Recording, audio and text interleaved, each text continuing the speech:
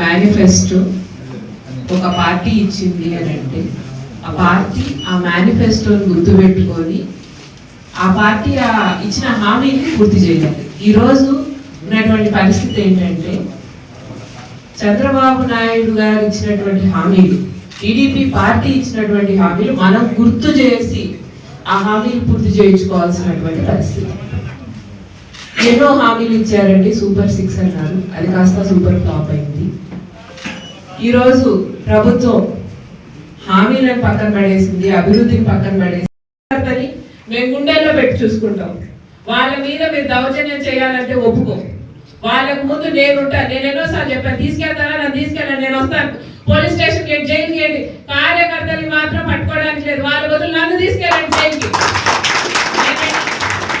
మీకు నిజంగా ధైర్యం ఉంటే నా మీదకి రండి, నా కార్యకర్తల మీద కాదు. ఈరోజు ఈ ప్రోగ్రామ్ ముఖ్య ఉద్దేశము, ఈ ప్రోగ్రామ్ ఎక్స్ప్లెయిన్ చేసే ముందు ఫస్ట్ మనకి జగన్మోహన్ రెడ్డి గారు ఇచ్చినటువంటి క్యూఆర్ కోడ్ ఓపెన్ చేసి మా పార్టీ పెద్దలు, ముత్తుకూరు మండలంలో పెద్దలందరూ కలిసి ఆ క్యూఆర్ కోడ్ ఓపెన్ చేశాక ఆ క్యూఆర్ కోడ్ గురించి వివరించడం జరుగుతుంది. ఆటలు సాగట్లేదన్న కక్షతో కేవలం దానికోసమనే ఇన్ని అరెస్టులు, ఇన్ని దౌర్జన్యాలు చేస్తున్నారు. ఏమన్నా కనీసం లా అండ్ ఆర్డర్ ఉందా అనేటువంటి పరిస్థితి కూడా లేకుండా పోయిందండి.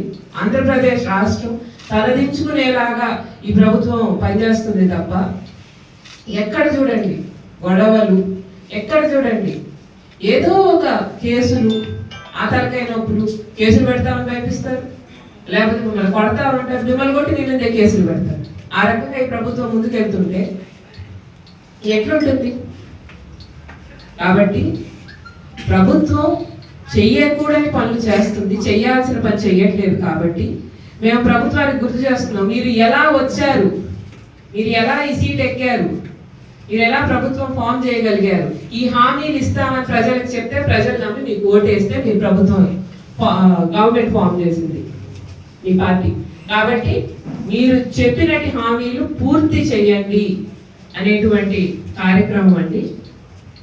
ఖచ్చితంగా ఈరోజు మాట్లాడుతున్న వాళ్ళని జైల్లో పెట్టచ్చు, కావాలని కక్షపూరితమైన రాజకీయం చేయొచ్చు, కానీ వాటికి వేటికి భయపడకుండా సర్వేపల్లి నియోజకవర్గం నాన్నగారు అన్నట్టు సర్వేపల్లి కుటుంబ సభ్యులు అన్న మాట నిజం చేసింది, గట్టిగా నిలిచింది. ఎక్కడ ఒక్క మనిషి కూడా చెప్పలేదన్నది ధైర్యంగా నిలిచింది కార్యకర్తలు. కానీ కార్యకర్త ధైర్యంగా నిలిచినారు. కాకాని పూజితమ్మకి,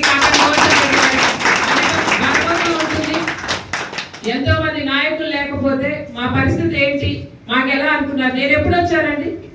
చాలా రోజుల తర్వాత వచ్చాను. దానికి ముందు ఏమైనా భయపడ్డారా? దానికి ముందు ఏమైనా పార్టీలు మారాలనుకున్నారా? అటువంటి కార్యకర్తలు ఉన్నారు. మేమందరం కుటుంబ సభ్యుల్లాగా ఉన్నాం. ఈ రోజు నాన్న లేనటువంటి సమయంలో కూడా మేమందరం కుటుంబ సభ్యుల్లాగా ఆయన బాధ్యతలు భుజాలు మోస్తున్న ప్రతి ఒక్క కార్యకర్తకి నేను శిరస్సు వచ్చి వందనం చేస్తున్నాను.